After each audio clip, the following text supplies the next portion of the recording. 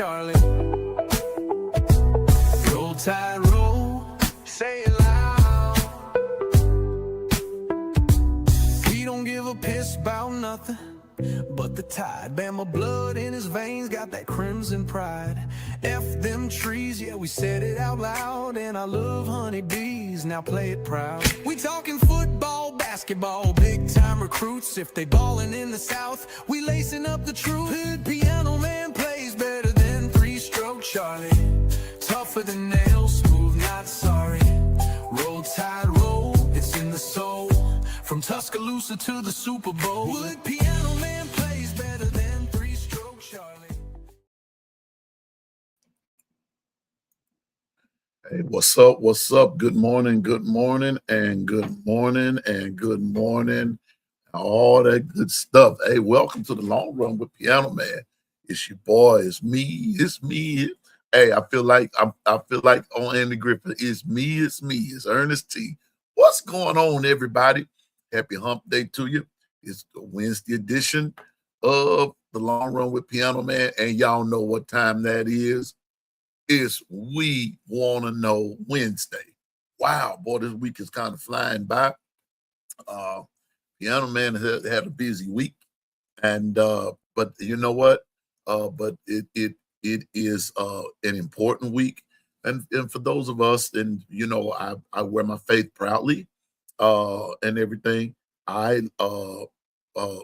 am so grateful for what the Lord has done, and so we always call it Passion Week, and so we just make sure that we honor the Lord, and we know He's not going to go back and do that again, but we honor Him and we thank Him for the sacrifice that He made while He walked the earth, and so we're just glad for that. So I'm not sure about what day was what. I do have my own theory about everything, but I'm just glad that Messiah is who He is in my life. All the other stuff, I let Him worry about that. I just worry about my will, His will for my life. And so, but anyway, but I'm just glad to see you all, and on this We Want to Know Wednesday, and I came close to naming this, giving Wednesday something else, but I'm glad I came up with We Want to Know, because that when Bishop and them are not here, and on a Wednesday, I would have put on there where in the world is Wednesday, whatever, something like that. Because I was a big Today watcher back in the Gap, and I loved it when Where in the World is Matt Lauer, when he would have that series on and would take us to different parts of the world. So, but We Want to Know Wednesday is here, and I know this. First thing I got to do, I got to bring to the stage the one, the only, Mr. Boomer Sooner himself, forged forward by fire only, the master of teaching us about the fire test. This the Bishop. Good morning, Bishop. Good morning. Yeah, man. Hey, let's just say that that's very thankful to be alive, to breathe another breath, and to realize that we get to. A lot of people don't get to this morning. So That's when right. you think of that, you just realize that He chose you to be a champion today. Yeah. And you know what, Bishop? Choose to be the champion and not the chump. Yeah. Choose to be the champion and not a chump. When you see, you know what? Glad you brought that up. Goliath was a champion. Woo! Until a real champion showed up. Mm-hmm. Then Goliath was made a chump with one stone. Yeah. But what he did not understand, that there was someone greater, a champion of all champions, was standing with David. And that's what you're saying to us today, is to be the champion. And remember, just hey, be the champion. Be that champion. There's a champion that lies within you. What And so Bishop, I thank you basically, for that. basically what I was trying to get at is that um, the reason you going through a fire test because he saw you worthy to be ready for the moment, Yep. and with that, that means he has agreed to partnership with you, Yeah. and Yeah. kind of the honor and kind of the blessing, and realize if he did that, then you're ready for it. You just got to know the process of how to go through it and trust it. And watch this, Bishop. And if you hang out with him, he'll teach you how. Mm, teach you. He He'll will teach show you how until show you. you get so Show you. comfortable in it, it becomes your phone booth. Oh, my bad. Yeah. I just want to know. Yeah. Oh, well, yeah. Well, here I'm here to tell you. I'm here to tell you. See, I'm not gonna be like other folks and leave you in the dark, Bishop. I'm here to testify, man, that phone booth.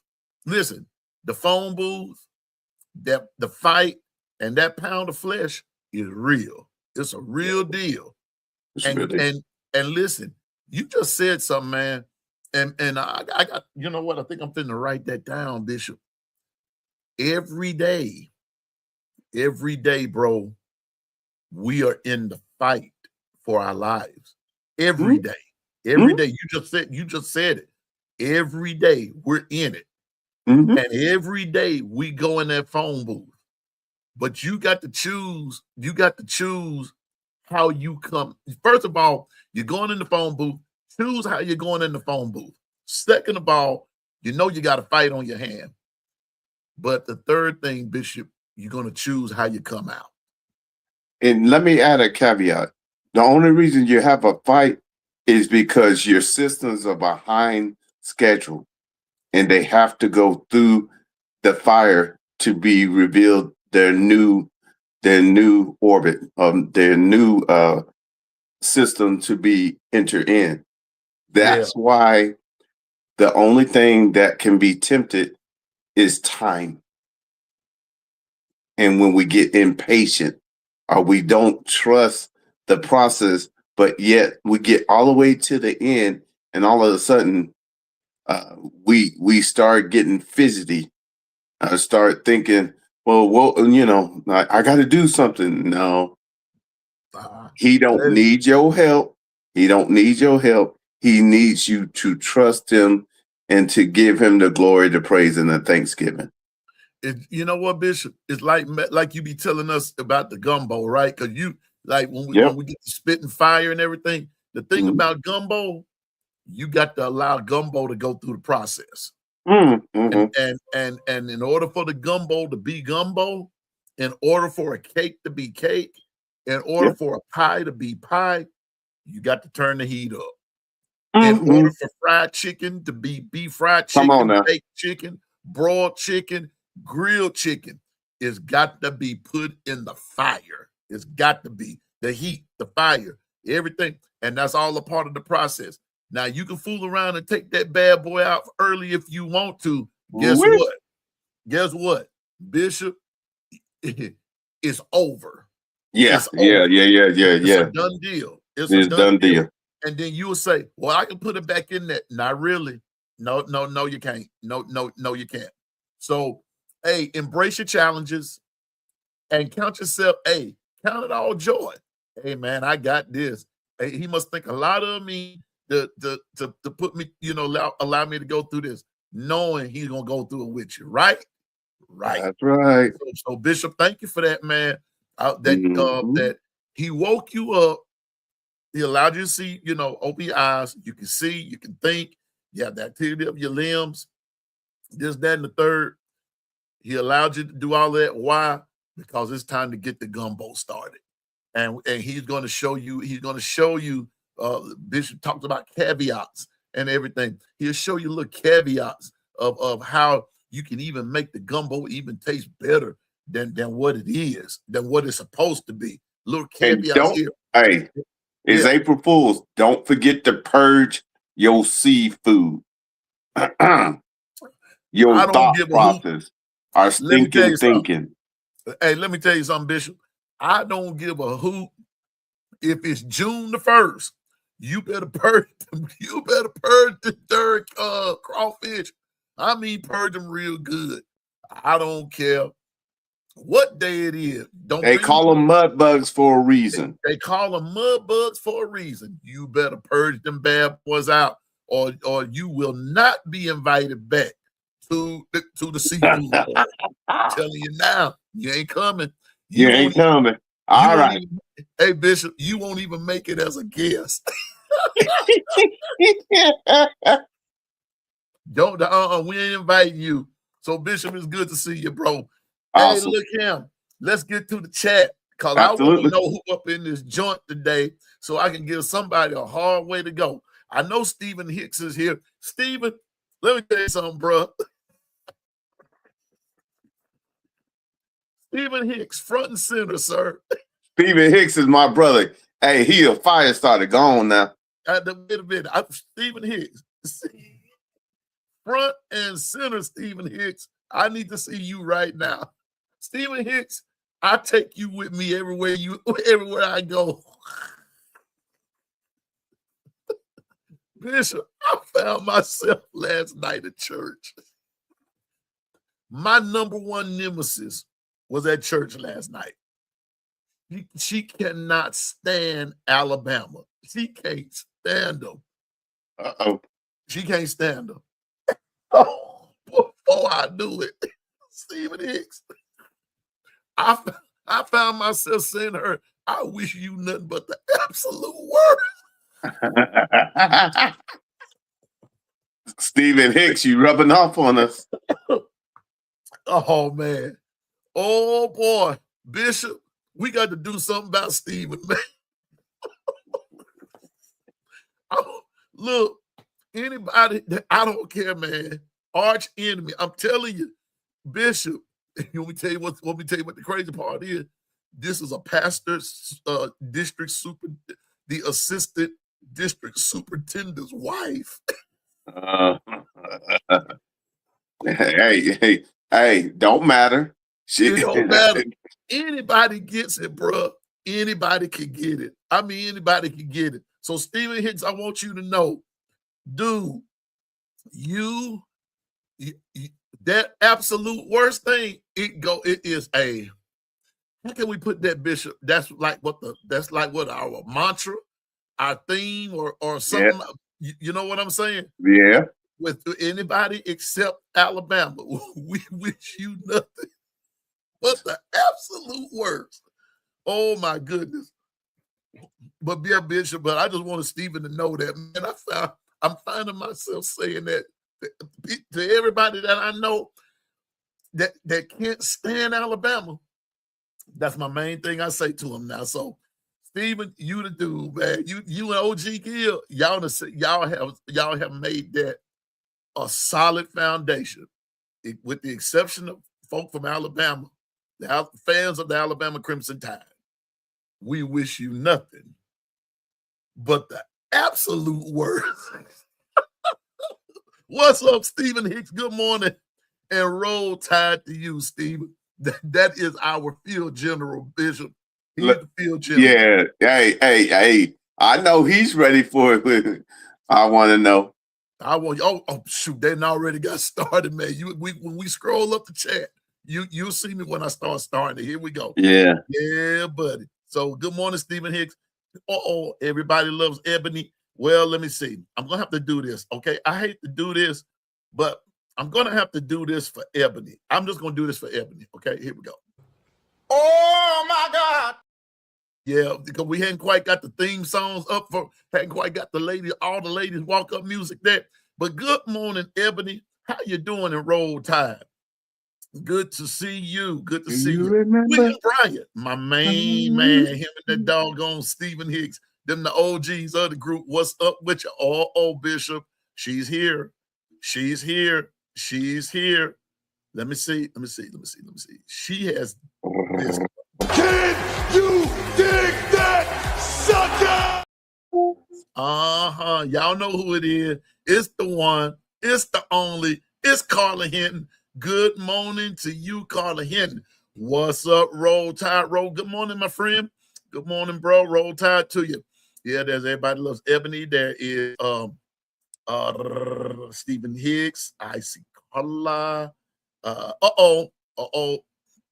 Bishop, the one, the only. You already know. What? Bro, what are you talking about, man? Yeah, y'all know who that is. It's Double A. Double A. Double A. Double A is here. What the business is, Double A? You know. Quit playing and act like you know, girl. Don't have me come over there. It's too early in the morning for all that. Oh, now y'all know what's about to go down now, don't you?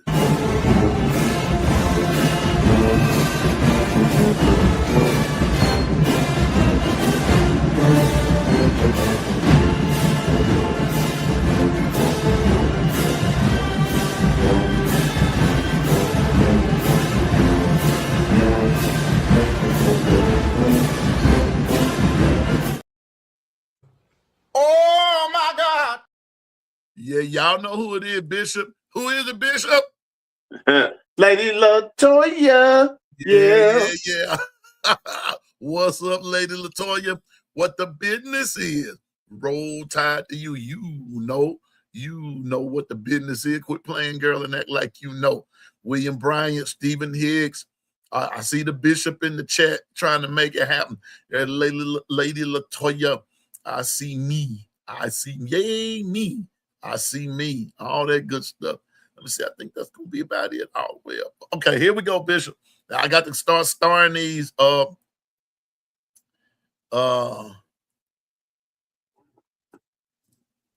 we go. And shout out to J Dub.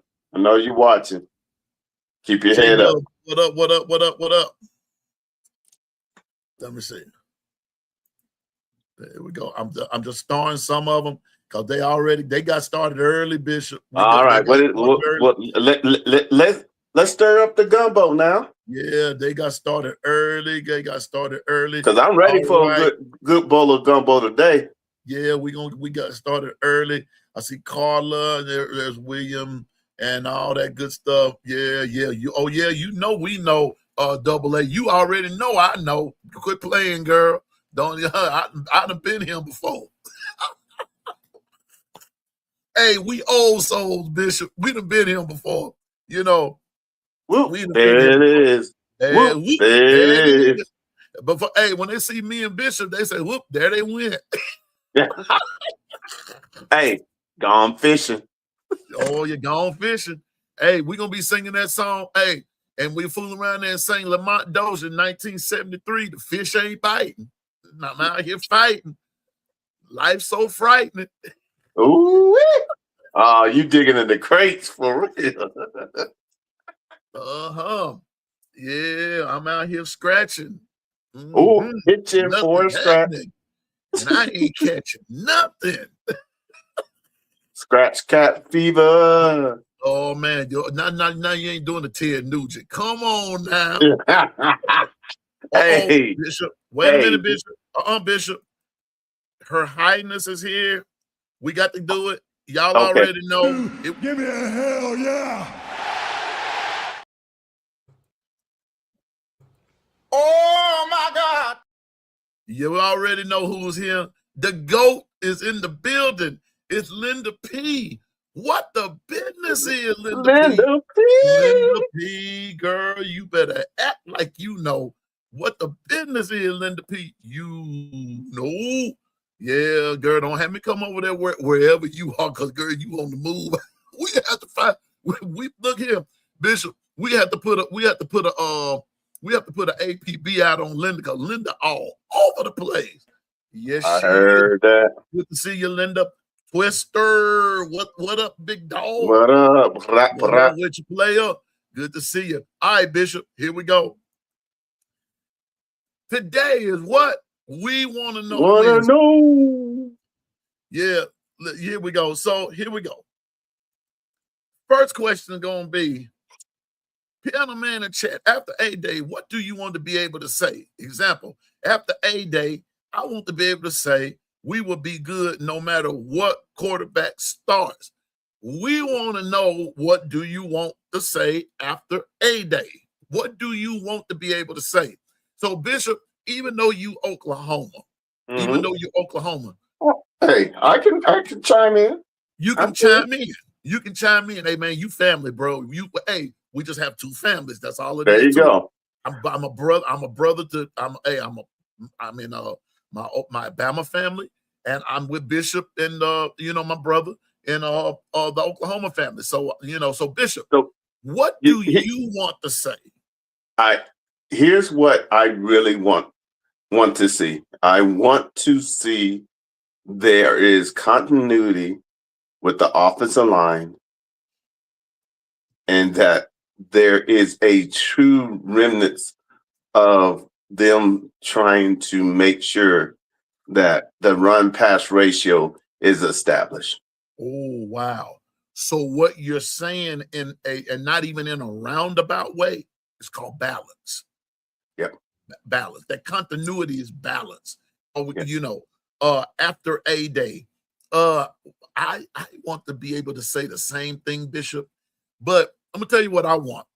Go ahead. Want to be able to say after a day, first of all, I would like for those that can, and we're going to try to figure it out as well. I wish that we could all go eat somewhere and sit down together as a group, and we chat about what we saw at a day. And Bishop, we like I said, man, we would love to bring you in on it as well. And that what we saw. Steve and all of you all, especially those of you that can't make it. But what I would like to see is what Bishop said, the balance. What Latoya says, we will be good no matter what QB starts, right? Right. But Bishop, I also want to see at least steps being taken in two areas. Now, okay, we always talk about offense, defense. We got all of that, but I want to see steps taken for number one in special teams. What are the special teams going to look like? I want to know, what will the special teams look like? What will we look like? Because when you're dealing with special teams, kickoff return, punting, field goals. Hey, Bishop, even in special teams, the placeholder, the one who's holding the ball. Yeah. All of that factors in. Who's going to be doing it? What's their style like? You talked about that continuity, right? Is there continuity between the kicker and the holder? Are they on the same page? So when I come away from a day, I want to be able to come away from a day, Bishop, asking that age-old question: is everybody on the same page? Is everybody on the same page, especially special teams? And then I also want to know, are the players and the coaches on the same page? Right. Okay, let's go ahead and address the proverbial elephant in the room. How many times are we going to see a quarterback, the play being called in, Bishop? Will we see the play being called in, and then you have to burn timeouts because something is not right, something you're not quite understanding? Will there be total, well, I'm not going to say total understanding, but will the steps be made? Will the steps be taken to clear things up, that once a play is called, the quarterback is sure of the play, know that the play will work, but by that same token, Bishop, when they recognize that something is changing at the line, has that been implemented? When I say line, on the other side of the defense, that the defense is about to throw a blitz and that everybody can pick that up. Right. Can everybody pick it up? Those are certain things that I want to know. Now, Bishop, I know that you're not going to see all of this at A-Day. I understand that. But I would love to go away from there, the Lord willing, leave there feeling hopeful that, hey, there are steps that Bama has taken to get better in the areas from last year, Bishop, that they were deficient in. And that's what you talked about yesterday, is or whenever it was that you talked about not picking up a blitz, that linebacker, the DB, who you know who I'm talking about. Yeah. DB who rocked Daniel Hill. That wasn't even supposed to happen. You see what I'm saying? The little things are the little things being tended to, because they won't end up being big problems like we said last year in week 12. Yeah. You still suffering. You're in week 12 and we're still week 1 problems. Well, I have definitely turned the page. At this current point,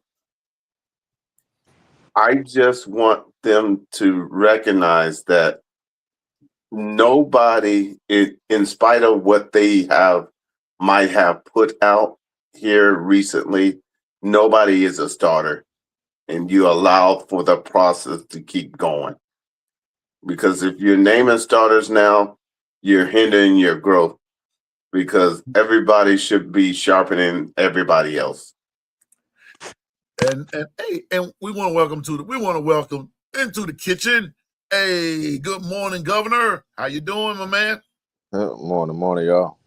Good morning. Yeah, we up in Adam. We done got the gumbo started. We done got the fire started and everything. But Governor, what we're talking is the first question after A-Day. LaToya asked, what do you want to be able to say? We want to know, what do you want to be able to say? And one of the things, Bishop, and I got to say it while it's on my brain. Sometimes, Bishop, you talk about fire tests a lot, right? What about those fire tests that we create because we failed to plan? We failed to plan. Governor, can you take that one? We failed to address the elephant in the room, the fire test that we create. Is that going to be settled? Because guess what? A lot of those fire tests did not come from the opposing side. Some of those fire tests we became victims of friendly fire.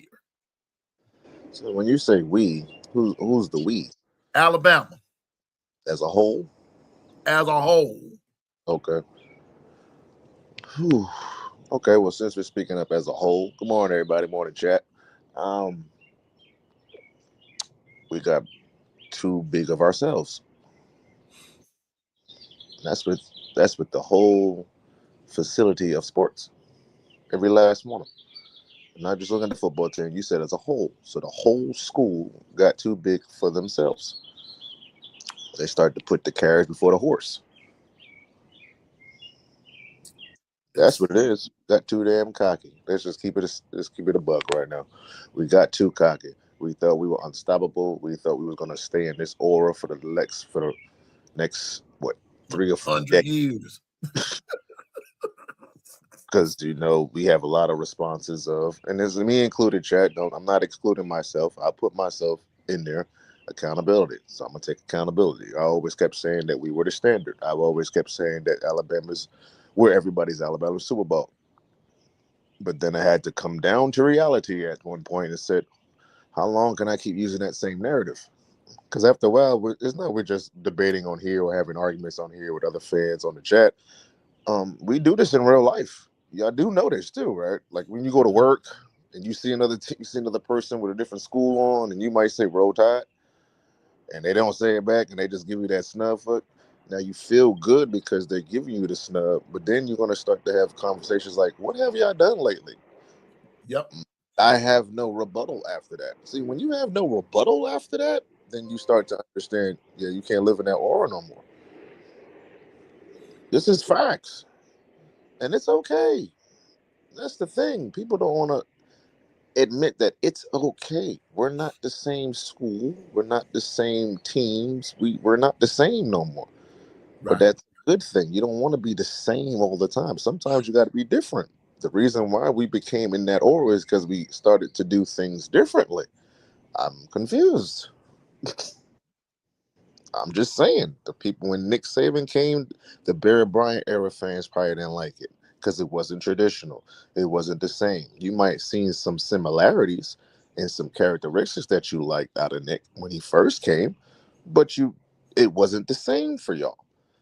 Now we're in that same era. We're in Kalen DeBoer era, and the people that came to the Nick Saban era or was invited to the Nick Saban era, it's not the same. So now we're uncomfortable again. That's just what it is. And so, Governor, excuse me, y'all. And that's those fire tests that we create. Then when you go and you look at the team, when you go and look at the team, you had, oh man, I don't like to do this and say it like this, but it's true. Like what Governor just said, you got to keep it a book right here.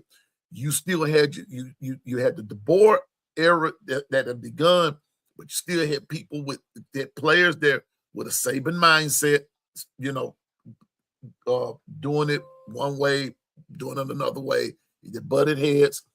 Then when you saw some of the play on the field, now what we're saying, ladies and gentlemen, is that yes, Bama finished 11-4.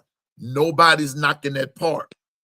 But in that 11-4, like what we were saying yesterday, and so I know some people got upset about it, but let me go back and re-clarify. We said that there were some games that were potentially losable. Could have been easily, just as easily as we won them, but they wasn't easy. Just as easy as we won them, we struggled in winning, and they could have been losses. Those are fire tests, and some of those fire tests were not from the opposing side. Some of those fire tests were created from within, right there within the organization. So that's what we're saying is that, are you so full of yourself? Are you too cocky? Now we're just going to break it down to its lowest common denominator. And at the football team, that might be the wrong choice of words, but y'all know what I'm saying. That when you bring it to the football team and you look at the play on the field, it's like what Stephen Hicks said about 2 weeks ago. If we lose, doggone it, don't look bad losing. Look like you got some life about you. But look like you got some life about you. Don't act like okay. Bishop came on the air, spitting the fire this morning. You are a champion. You are a champion. Now, do champions lose sometimes? Yeah, they lose. Yeah, they lose. Champions do lose, with the exception of Michael Jordan. But you know what I'm saying. You know, with the exception of Michael Jordan, that Mike different animal, but he didn't lose the big. I'll say he didn't lose the big one, but he lost games. He lost games. He lost games. He just didn't lose the big one. And he just didn't. It's a fact. He didn't. But he took his losses. And and Governor, you know as well as I know, Bishop, you know as well as I know, he took those losses and they became personal with him. I say so. Say what, Bishop? Say that again, Governor. I'm gonna say so. Kareem, if we're gonna talk about accolades, right? I'm just gonna use this scenario as Michael Jordan, right? Talk about accolades. What people want to be. Now we're talking about accolades now, right? Right. Let's see where I'm going. Would people want to be UL Cinder, Kareem Abdul-Jabbar, or Michael Jordan right now? Michael Jordan. Want to be Michael Jordan for the accolades, right? Mm-hmm. Now you do know Kareem only lost 2 games in college. He's won 3 national. He's won 6 NBA championships in that era. Correct. Mm-hmm. Now we're talking accolades. He's only lost 2 games in his college career. 2 in his whole college career. 2 games. He's won the ABA championship. He's won 3 national championships, and he's won 5 NBA championships, 6 total, I believe. Yeah. Who has more accolades, really? See one. Or if you just look at that paper, he had the most scoring points until it got broke. So that was that dude. Yeah. And this guy that you saw go through the struggle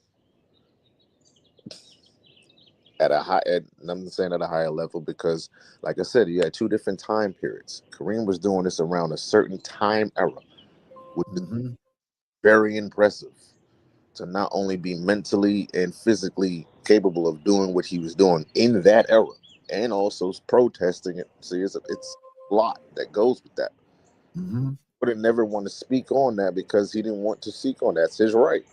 He used his play to put his value out there and his passion out there. The only hard thing that we've heard about Michael Jordan, I'm a Michael Jordan fan, was his father getting murdered. That's what he was in the news for. Maybe some gambling stuff, but that was really what he was in the news for. Kareem had a different era that he had to go through and still accomplished all of those things. But we put light more on Jordan because we saw more struggles. We saw him not being the favorite to win. He wasn't in that light until he had that dramatic freshman season or rookie season in Chicago when we all knew, okay, he's this guy. Yeah. We cannot say when we talk about other schools, man, they barely lost. They're not they're not the number 1 team in the list. They barely beat this. They barely beat this. They barely beat this. Bama does it. Oh, that's insane, man. We will never do that. You just said the same thing from the other schools. Yep. We have to take accountability of our as fans. We have to, we have to take accountability of the fact that we're spoiled. We're used to whatever, regardless of the era that you come from. You have to remember that. I've said it before. I'll continue to say it again. The other teams around Bama has progressively gotten better, and they've caught up with Bama. So it's up to Bama. So after what LaToya says, now Bama has to take these steps because it is a true governor and bishop. It is a true reset now, a true one, true reset, because everything's new. Everyone's new.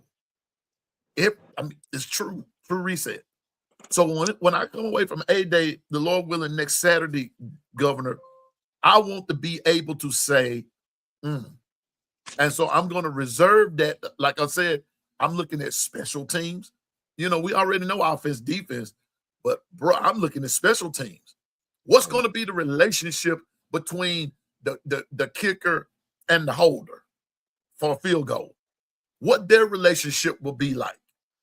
Because let's be reminded, ladies and gentlemen, that's why the kicker got booed. Kicker didn't get booed because he missed. The kicker got booed because he chastised his holder in public and went off on him in public. And it wasn't even the holder's fault. I think I'm different. I've never looked at A-Day and really looked at the players and said that he was going to be that dude. You know why? Because we're playing against our own team. You know what I used to love about A-Day? What's that? Besides seeing Nick Saban in the pink suit or the blue suit, in that whatever, pink jacket, he had his Bear Bryant hat on. He was just doing it. I looked at the coaches, bro.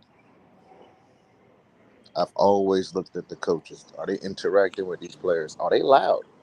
Are they in these guys' face? Are they making the corrections right then and there? I listen to the coaches. I've always listened to the coaches and see how they interact with our players. Because the more the coaches are engaged into the game, isn't that going to make the players more engaged into the game? But you know what though? But I'm gonna give you a thought on that though, Governor. Sometimes I feel that in some areas maybe they didn't because maybe because of Coach Saban. Scott Cochran was the heartbeat. Yeah, but Scott Cochran also, if you watched him closely though, Scott Cochran had a time that he did it. It wasn't a constant thing. I used to watch that. It wasn't constant. He had a time that he did it. And when his time came, oh, it was on. It was on. Do we it was on. Do we have anybody on our coaching staff who can give you that? Because everybody know that voice. Everybody knows that voice. Everybody knows his voice. You knew Nick Saban's voice and you knew Scott Cochran's voice. You just, once you heard it, you got excited. Once you heard it, you got motivated. When Nick got angry, I got more intrigued into the game. Like I wanted to be on the team. When you heard Scott Cochran's voice, you was trying to run through a brick wall. Yeah, I'm getting hyped. It's 8:00 in the morning. Let's go. We don't have that. It's like we don't have that type of that energy of wanting to be here. You see, that's what I'm going to be looking at is what type of energy does these young men bring to A-Day? Because understand, there's only so much they can show, and rightfully so. But I can see if you're going to be a leader by how you react and how you go about your steps. How you do you jump off sides? Do you not keep your head in the game and not do your assignments? The little things is what you can work on at an A-Day. Yeah.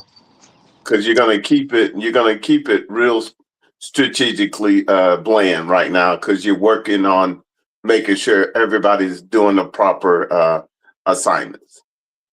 In that though, I want to see, do you do it with the utmost energy? Are you enthusiastic to go through your steps?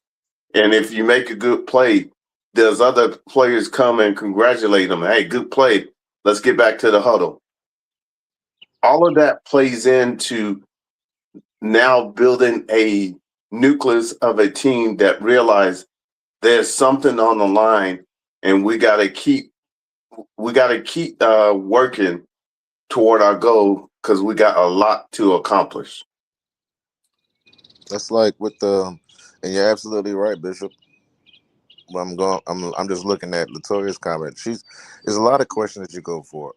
And this year it's not going to be televised. So the people that's there will have those type of questions and answers to get, and may have to people have to come back, or whoever's there will have to come back and tell us exactly what happened. But the quarterback situation, I'll give you a prime example, is this practice. So if you see a DB picking off Keelan Russell and Mac Jones and Austin Mack, you know, man, that's going to be a good DB. Is he a good DB, or do we still have issues with the quarterback not throwing the ball on time, not throwing the ball where it's supposed to be? That's still a rookie quarterback in my mind, besides a veteran quarterback that you're probably going to be facing. Well, Governor, let me ask this question. I'm gonna take it. I'm gonna take your question, but I'm gonna raise it to another level. If Tom Brady threw an interception, would you have the same question about him? Yes. Is he a good quarterback, or is the DB good? Did he just did he just read it good? That's what I'm saying. You don't know. Yeah, but there's caveats to that. Okay. Did he get baited into throwing that interception because he didn't pay attention to the details, or was it just a good play? If it's a good play, no. But if he was baited and he didn't pay attention and pay attention to his film studies, then come on, man. If we're going to be accountable and we're going for a national title, can you afford that? If that was the game was on the line? Because it's not just a throw. If I'm going to say that the DB made a good play, if he baited him, then yes, that's a good play. But if he just threw the ball and the DB wasn't able to get there on time, that's hit or miss. But now, if you got a good pump fake or a good throw, and I see that you and your receiver are on the same page, okay, now I'm looking at you different, because now that means y'all paying attention. Y'all are on the same accord. Okay, that could be a tandem that we could look forward through this season.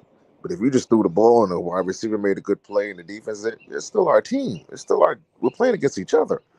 So am I good, or is the defense not up to par yet? But I'm going back to my original question.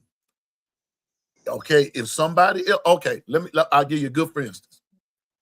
You say all of that, but okay, even though they're playing against each other, but if the DB is reading the play, and even though the assignment on offense is being carried out correctly, there are some times that the DB just reads the play.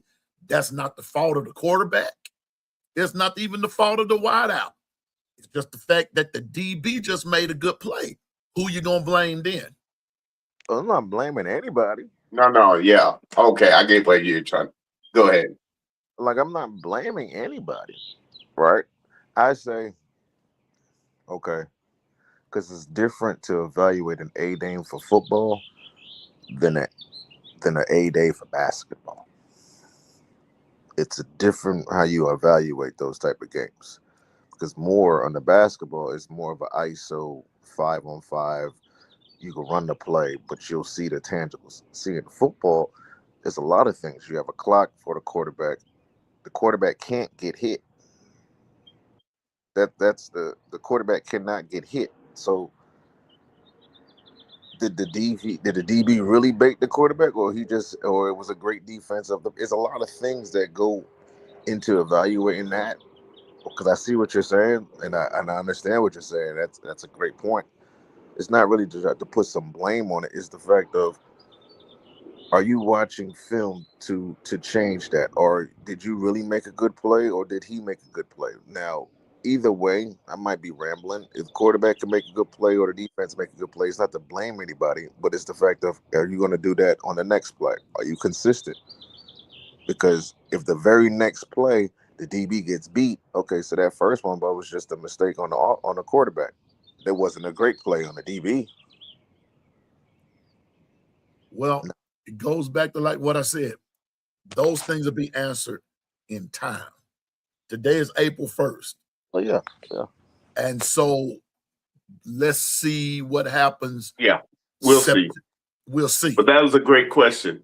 And that's one of those ones that'll be starred for after A Day as well. Yeah. Mm-hmm. Because now, I don't believe in playing devil's advocate. I don't believe in that. I'm just going to ask a question, because now Governor does raise another point within LaToya's question. Now, do we really have a good quarterback? Because remember now, because Bishop, Governor, the ones are going on the ones, right? Should be. Supposed to be going on. The ones are going on the ones, right? Now, are your DBs that good? So they'll be able to go up against a John. I'm just going to use John Mateer, for instance. I'm just using a random quarterback. Now, will you be able to go up against a John Mateer the same way? Or is that quarterback wide receiver tandem really that good when they go up against a sound Oklahoma defensive backfield? And that's why I brought it up yesterday.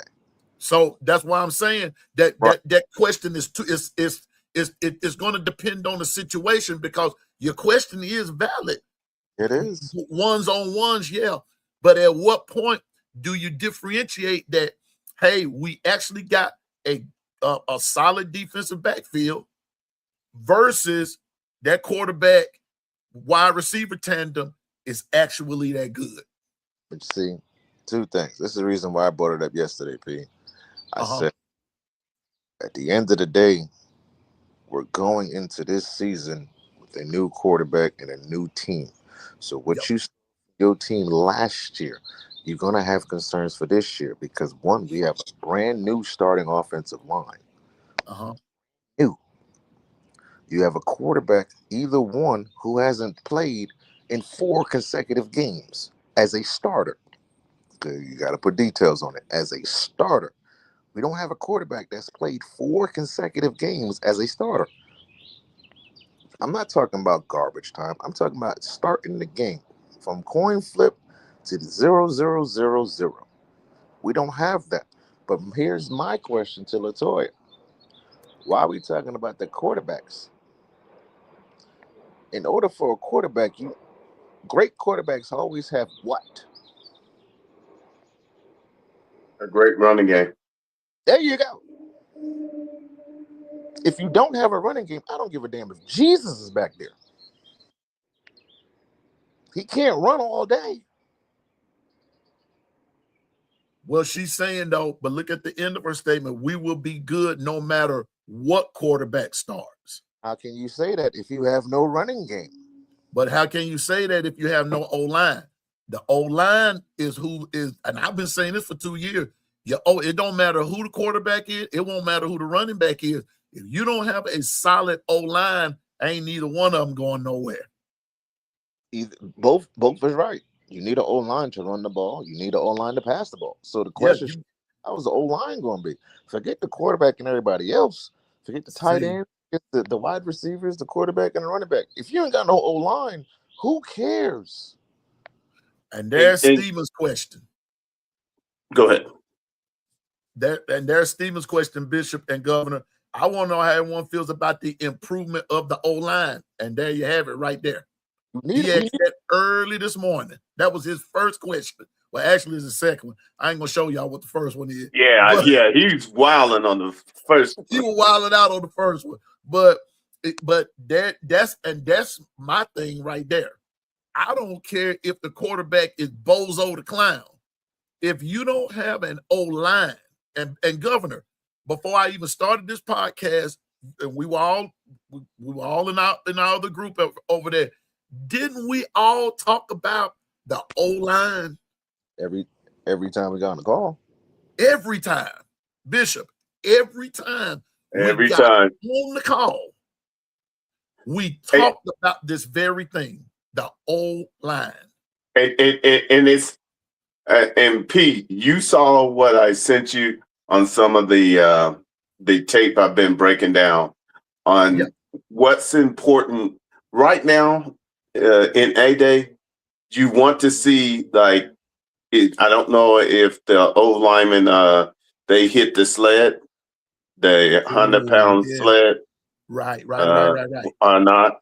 But if they do, I showed him when you hit the sled, if somebody don't hit it just right, they gonna feel it. Yeah, they ain't gonna move it. And Governor, I'm gonna send you that clip too, Governor, so you can see that. Because what got to me in the clip, and Stephen, this is part of your goes to your question too. The continuity, when the O-line hit the sled, there was no lapse in when they hit the sled, and when they all hit the sled, you could tell it was like that, like the little jam, one band, one sound. It was one sound coming from that sled. One sound. If nothing else, that's when I was saying, if they're all firing off at the same time, that'd be a step in the right direction. Because I understand even when hitting a sled, each position has a certain way they hit it for their position, but they better hit it all at the same time. Right. if listen, Governor, if firing on if let me see, what's the term when we firing on all cylinders was a person, that's what you would want to see. That's how you would want to see your car looking like. Those pistons firing off on all. I mean, I'm talking about all systems go. Mm-hmm. And I was saying, I told Bishop, beautiful sight, beautiful sight. But here's the thing about it: it could be any offensive line.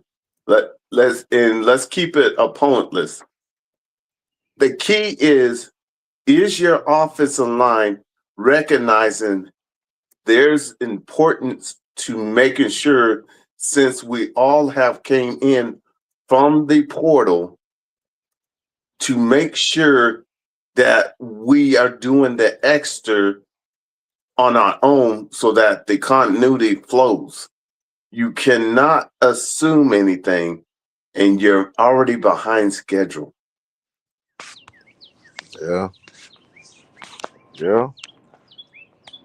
So That's why it's so important to, in my book, to hit the sled.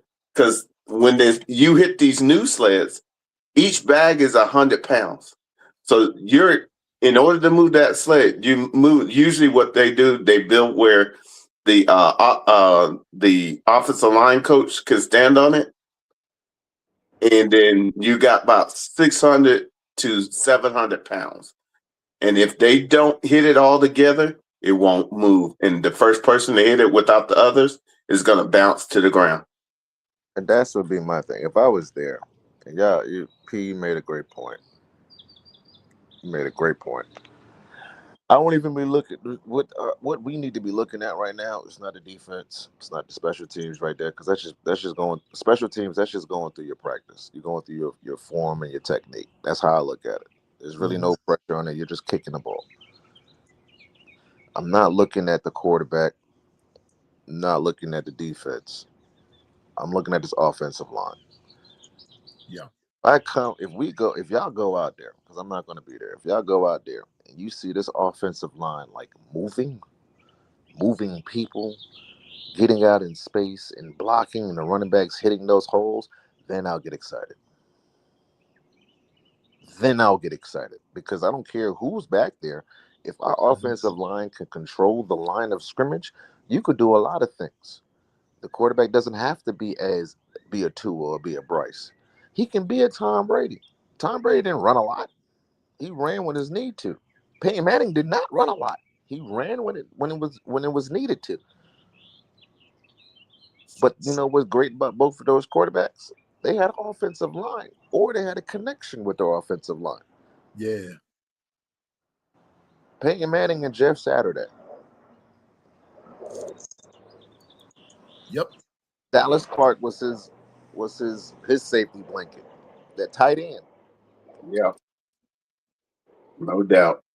And Governor, I didn't mean to cut you off right there, but man, you raise an interesting point, and it's something that I really never heard, Bishop, what I'm about to say. Go ahead. When as it related, and I know we're talking Alabama, but we're talking football now. As it relates to Peyton Manning and Tom Brady, very little credit is given to their O-lines. Oh yeah. They act like some of these reporters act as if Brady and Manning and your Drew Breeses and folks like that, they just glided that they were Supermen. When the fact of the business is that those guys had super old lines and they were very, very consistent. Number two, they had an offensive coordinator who believed in their O-line and made things balanced. Because you were talking about Peyton Manning. Well, Jeff Saturday, Dallas Clark. I can't really remember the O-line, but then their running attack was awesome as well. And then it opened up for the pass. That's the balance, the consistency that you and Bishop are talking about. And that's all I've been saying for the last 2 years. is that if Bama's O-line, if Bama is to go from point A to point B, it's the O-line that has to get them there. Prime example. Anything other than that? I'll give you a prime example. This is the offensive line I want to see. I want the Philadelphia Eagles offensive line with Jalen Hurts as the quarterback. Woo. Be all that. Man, you're going to make me get up from here and walk to town. It's the truth, though. That offensive line, yes. Give me that. Give me that offensive line. That grittiness, that toughness, that never says quit, regardless of what the scoreboard is on there.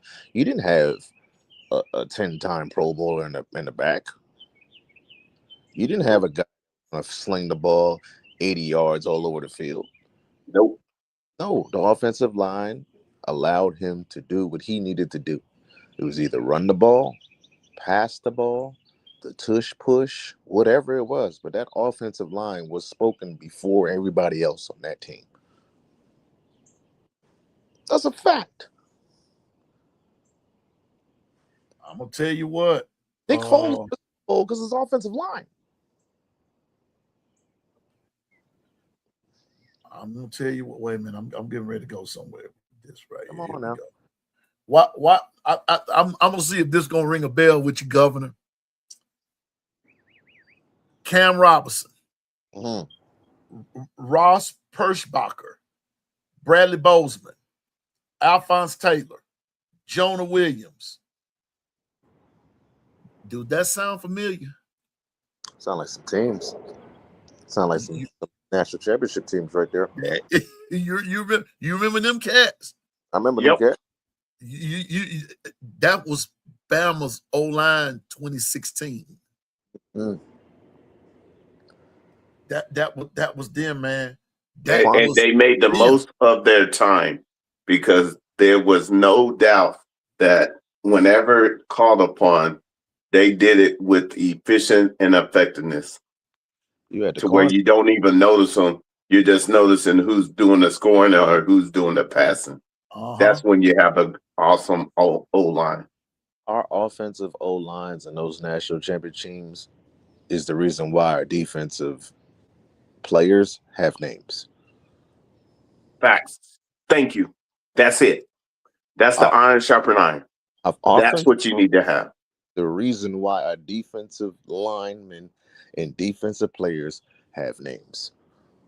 Because they went at it at practice. You don't know about the Jonathan Allens and the rest of them. If they're not doing nothing on a consistent basis, yes, individual accolades is great.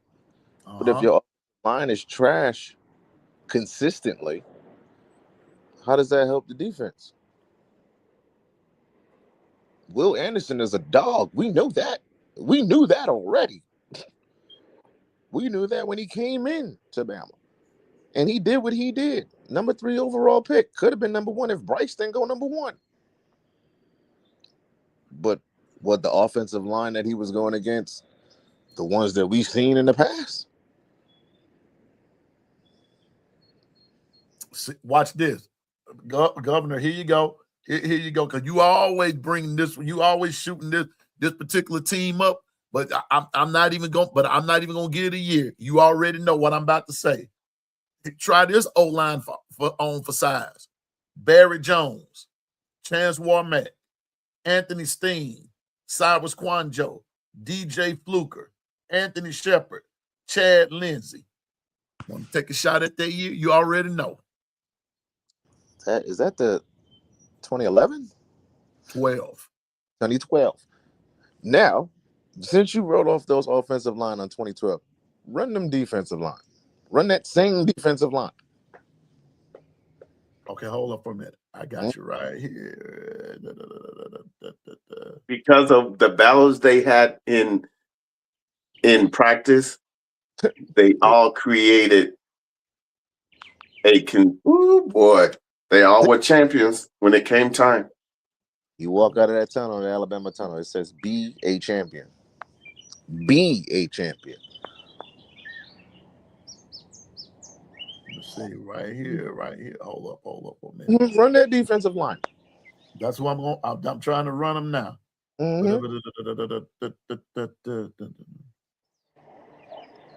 Here we go. All right. Oh, you said the defensive line? Yep. They Because not that's what gonna- the whole line's got to face. Before they get to the linebackers, they got to go to the defensive line first. Here we go. The starter line. Here we go. Oh boy, I hate to do this, but here we go. It make me want to walk on. It make me want to go hide under the bed. Hey, bro. Jesse Williams, Damian Square, Quentin Dial, Ed Stinson, Jeffrey Pagan, Brandon Ivory, Darren Lake, LaMichael Fleming. Here we go. I'm gonna pull up another one. Here we go. See, when you get to talking like that, Because I'm gonna say something. People are looking for the big names. Don't look and for the because here they go right here. Dakota. Now this is all of them. Yeah. That particular year.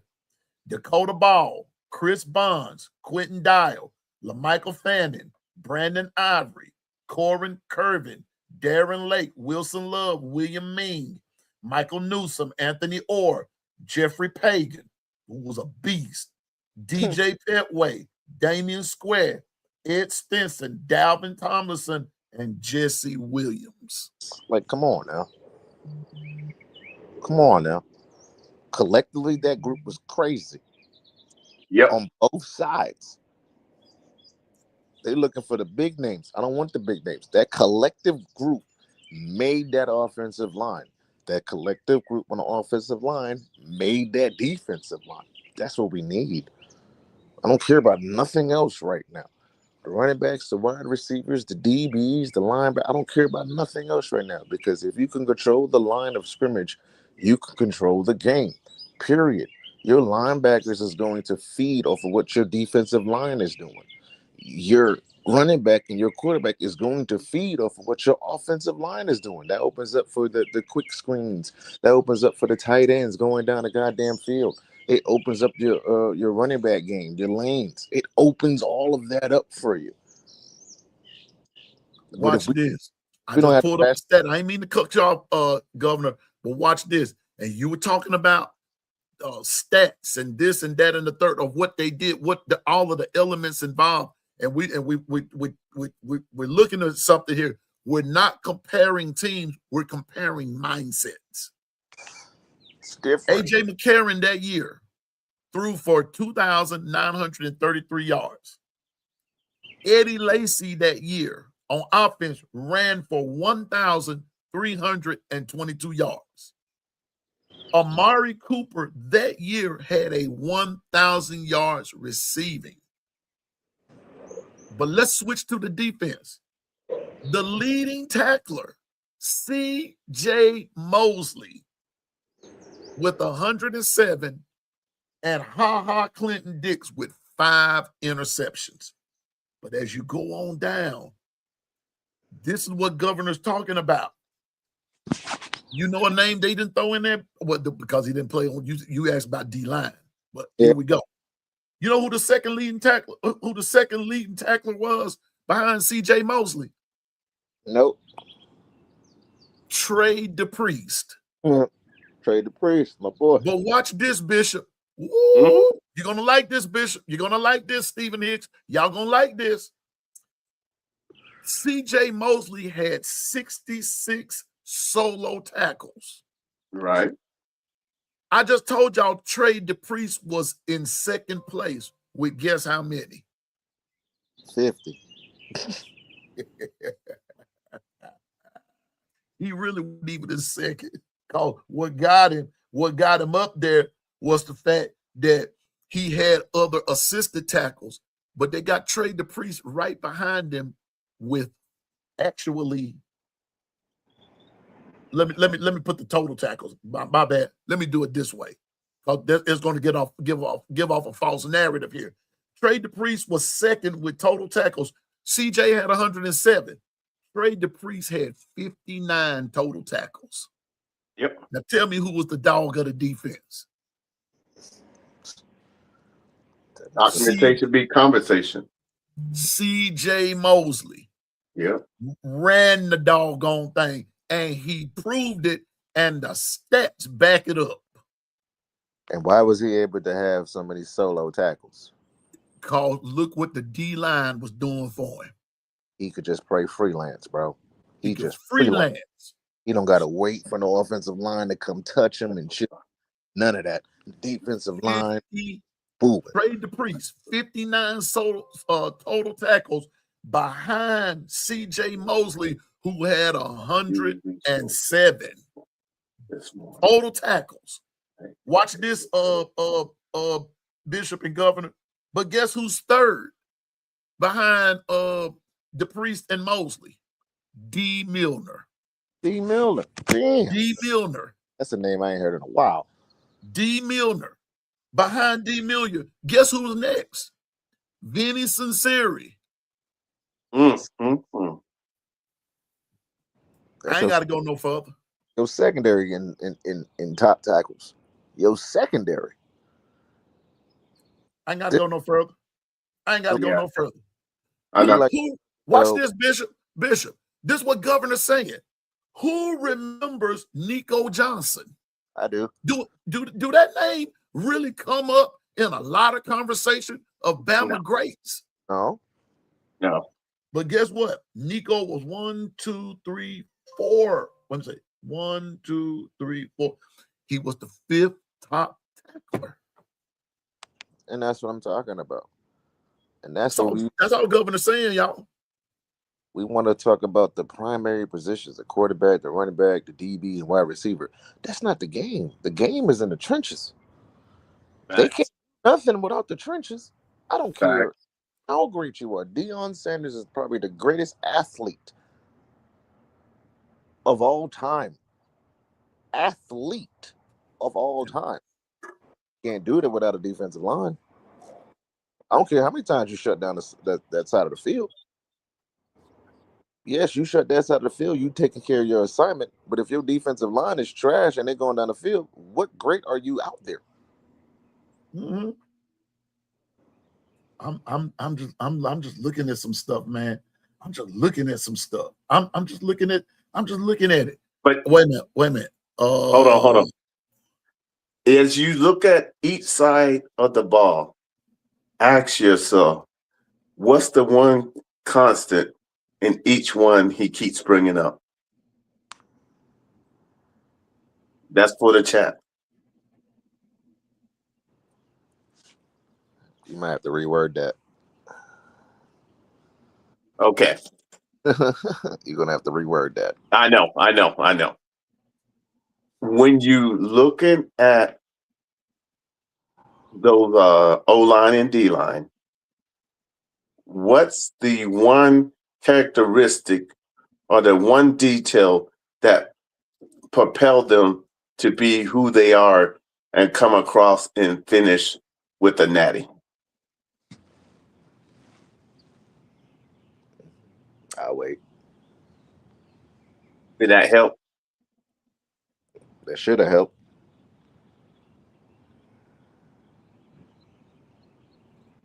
That's a fact, Moon. Just saying, man. Yes, sir. They put each other through the fire test. Every week. This here, these guys were something serious, man. These guys were something serious. Watch this. They had wars.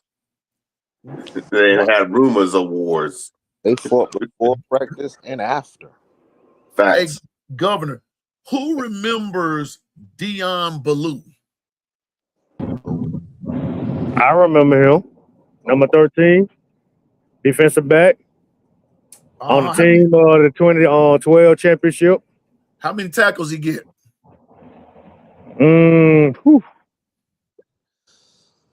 Total? Total. How many total tackles he have? Oh, Jesus.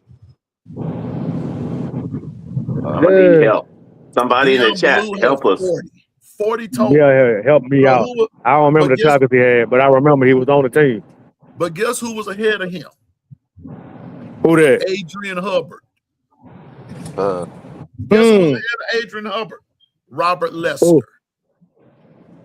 Oh yeah, I remember Lester. That joker was a ball hog.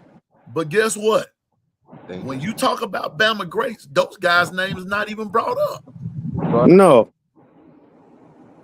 That's what Governor's saying. Oh yeah, I got some more. Justin Woodall. Remember him? See, who remembers? People forget all about. I even forget about Jeffrey Pagan, and Jeffrey Pagan was a beast. Monster, yes. I got another one for you. Nick Perry. Yep. Yeah, I see those guys. People forget about those. Those are some beasts out there. But watch this. 2012, right? That's who we're talking about, right? Reggie Ragland. I forgot. Oh man, he was a dog, man. Him and Reuben Foster together was a tandem. Wait a minute. 8 total tackles. Yep. 8. You had some. This is what Bishop is saying. What? Listen, your fire test, your aggressiveness was right here on this list that I was talking. And this is why Bama could go out week after week and do the doggone thing. Wait a minute. Watch this. Hold up. Twister. You remember Christian Jones? Yep. Yes. He was on that team. Wide receiver, punt returner, kick returner. But Christian Jones had 6 total tackles.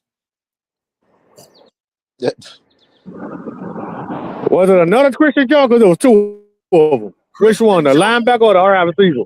The wide receiver. I'm looking the wide receiver. right at it. Hey, Bishop. Oh yeah, he had some hits too with the Mississippi State hit. He did. It sounds like they had more than 22 players. Oh, ding, ding, ding, ding, ding, ding. That's what I was getting at. That's what it sounds like. It Yeah. sounds Bishop. Documentation beat conversation. How rest many my did you case. say they needed? How many? 33. 33. And Bishop. They had a good You 60. gonna be amazed, bro. They had a good 60. A good 60. I just sat here and named off at least 35. I'm looking at over and everybody. And Bishop, Governor, Twister, roll tide to you, Twister. I mean to disrespect you, bro. Roll tide, bro. Oh, roll tide to y'all. Salute to you, Bishop. But watch this. Yeah. And everybody, Bishop, Governor, Twister, they got in the stat sheet. I'm sitting here looking at it. They got in the stat sheet. This what makes Bishops. This is why you got when you're going to A-Day now. Are we just gonna look at 11? Are we gonna just look at 22? Are we gonna look at 33? We're gonna look at what we're gonna look at. Dude, anytime somebody went out, another starter came back in the game. Exactly. Another starter came back in the game. Not just a plug and play dude. It didn't matter if it was a freshman or a third-year senior. It was another starter coming back in the game. What are we talking about here? Y'all remember Landon Collins? Oh, my Landon Collins was that was a hitter too. Well, watch this. Try this one on, Twister. Landon Collins in 2012, 17 total tackles. Now, mind you, what does that tell me? Well, Bishop. Bishop gets the gold star today and wasn't even trying. Hey, P, Bishop done told us you need more than 22. Hold on. Because, Bishop is right. P is right. If the fans in the chat would just listen, the man started off by saying C.J. Mosley had 109. 109 by one player. And then you had other players in 30, 40, 15, 5, 8, They were stacking up these stats. No, now, ooh, see, most folks ain't gonna look at it right, Twister. But like the way we're looking at it, C.J. Mosley, it was according to this 107 total, right? Your next highest guy was Trey DePriest with 59. Oh man, we forgot about him. Number 33. 59. D. Milner was third in line with 54. So, P, Governor, and Twist, ask yourself, you guys were this, you were actually the standard that established it. Now, with the new regime, you just have to re-implement it and get it back to that standard. But it takes some getting used to, and time is of the essence, would you say? Time is of the essence. I Yeah. can do something else. I'm gonna see something. Hold up for a minute. Hold up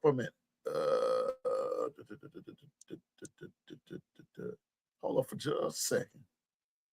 Let me go back here. And let me go back there. Okay, here we go. Y'all gonna like this one too. Now I'm going to the next year. I'm going to 2013. Watch this. I'm gonna be fair about everything. Gumbo Chefs. Chat, I'm gonna be fair. 2013, AJ McCarron.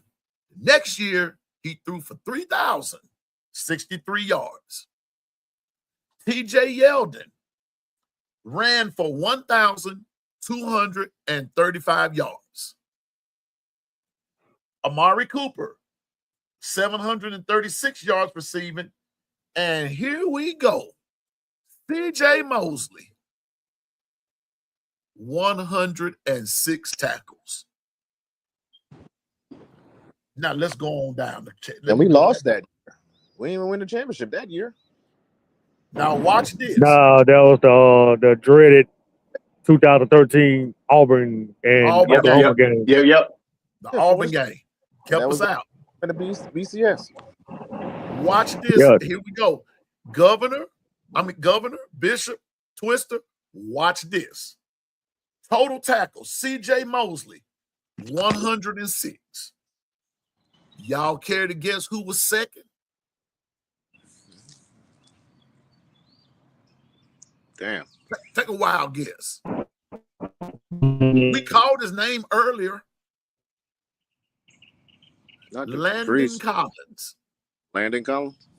Landon Collins. 67 total tackles. Trey DePriest was third with 64. Now watch this. Guess who was fourth?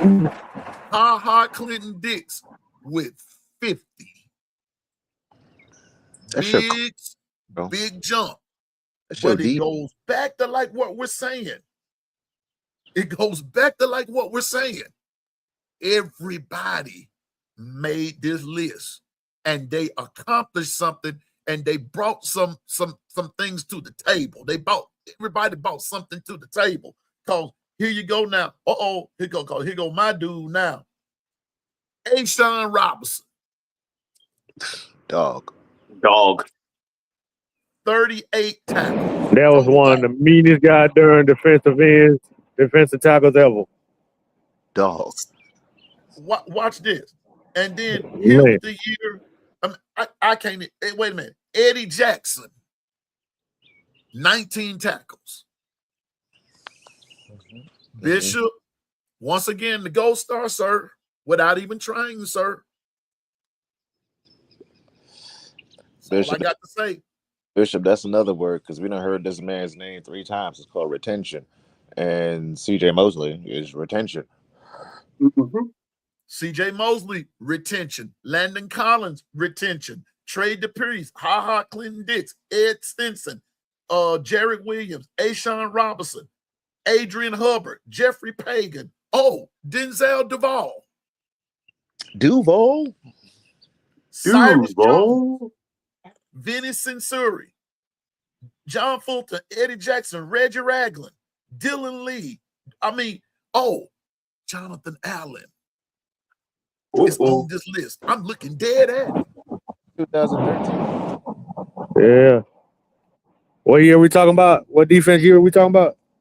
2013. 13. He's a freshman. Oh, yeah. Yeah, those were freshmen back then. Yo. Yeah. Jonathan Allen, Ashawn Robinson, those boys were babies. They were doing that. See, that's the Ashawn difference, though. These dudes were different. Here's the thing, though. No. The system that they were in allowed them to get a little bit of playing time so that they understand how the game is played, but they were still babies. So they're not going to get a lot of playing time, but they did get on the field. By the time they become juniors, they are straight up dogs. Because dominating. Yeah, them on defense back then, and they played like veterans out there. Those are like Jonathan Allen, Ashawn Robinson, those guys back then. Dumbo was only freshmen. They played like they've been playing for 4 or 5 years. It was a freshman. 2016. We don't even. Greatest defensive team ever that didn't win a national championship. 2013, right? 2016 is our greatest defensive team that did not win a championship. And watch this. Ask me how many tackles Jonathan Allen got that year. In 13 and 14 or 16? 15. You're right there at 15. Ashawn Robinson. Wait a minute. Ashawn Robinson, 38 tackles. Jonathan Allen had more than that. Now, by the time he ended out of Alabama, Jonathan Allen was the dude. It was just in 2013. Exactly. But see, the key is then you were playing 33 to 44 at that time. What? Wait a minute. Let me clear my throat. Reuben Foster. Crazy. 12 total tackles that year. 12. 12. Reuben Foster is a beast. He had 12. He was on a punt return. Yep. Yes, he was. Yes, he was. And the one of the destroying punt returners, kick returners, that is a monster. Excellent Fournette, bro.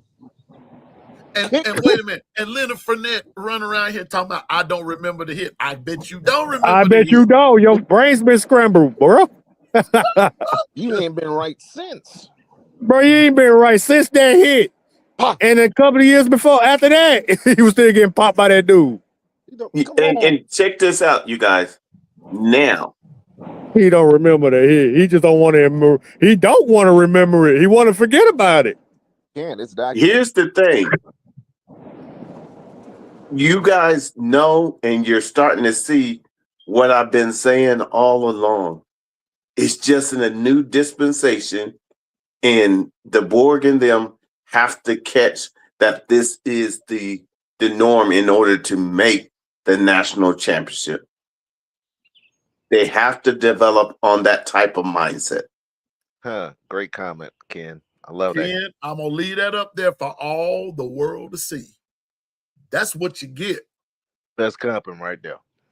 Put it down. I'm going to leave that right there. Comment of the day. They were more. All of this is when players were allowed, and he put it in bold caps, allowed to be aggressive. They came out of that tunnel looking for blood. Man, back then, when you see Alabama coming out that tunnel in a home game, you could see the fear from the other team. They knew that was in a war for 60 minutes. Hold on. Let Bishop tell the truth. Do you remember when old boy Josh Jacobs ran up with our boy that was our strong safety in the playoffs? 2018. That playoff. It was like a screen pass, or it was out route. Caught the ball like a screen and ran your ball over to make a touchdown. See, the thing about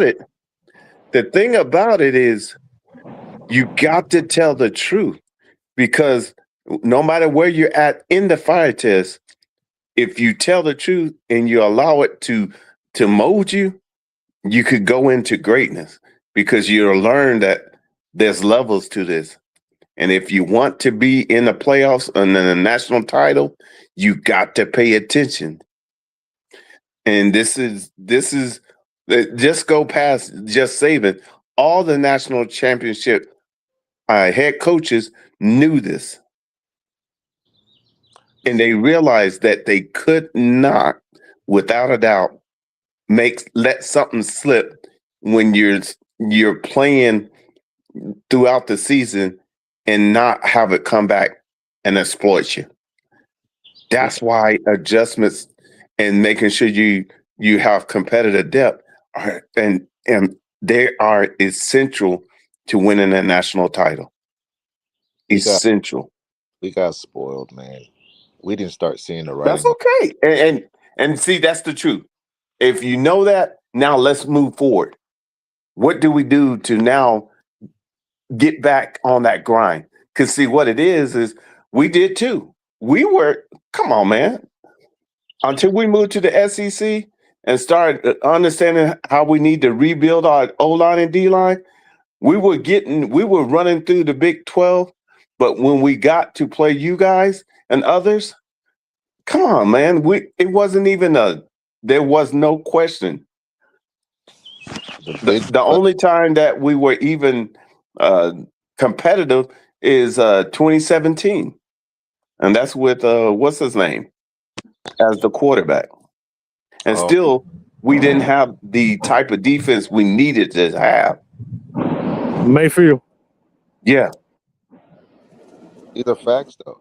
Because Andy, they could say, And that game at the Rose Bowl, y'all had them boys beat. Bad. Do you remember onside kick? For what? For what?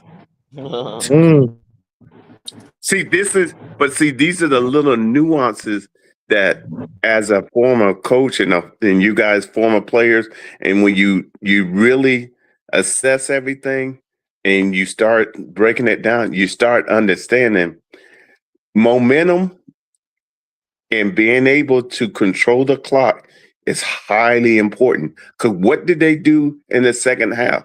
Georgia ran the ball more than they ever pass. They didn't need to pass because they knew they needed to. If they go to pass, we were being effective with them going into the pass. But when they did mostly running, all of a sudden they grounded it out on us. So they were more physical, and you had Sony Michel and Nick Chubb. Yep. Do I say any more? Sony Michel and Nick Chubb. And guess what? And when Bama played them same two dudes, yeah, they were still doing their thing, but our team just woke up in the second half. I got a question for Twister. I got a question for Twister. Could I honestly say that the tide really started to change? And I'm gonna name this position, the running back position, right? okay, All those great teams that we just talked about, right? The running back position that we've seen in the last 5 years, how many times have you seen them break a tackle one-on-one? I did. Ooh, Lord, man, that's a good question, bro. I do. We just named all those teams. I'm just looking at the running backs like. Well, Governor Twister, let me indulge you. Let me go right ahead. I just fast forwarded to the 2015 team, okay? Jake Coker threw for over 3,000 yards. Derrick Henry ran for over 2,000 yards. He did. Calvin Ridley had over 1,000 yards receiving. Reggie Ragland had 102 total tackles, and Ed Jackson had 6 interceptions. Those were your leaders. But check this out. No. Here we go. 40-something carries in a game, bro.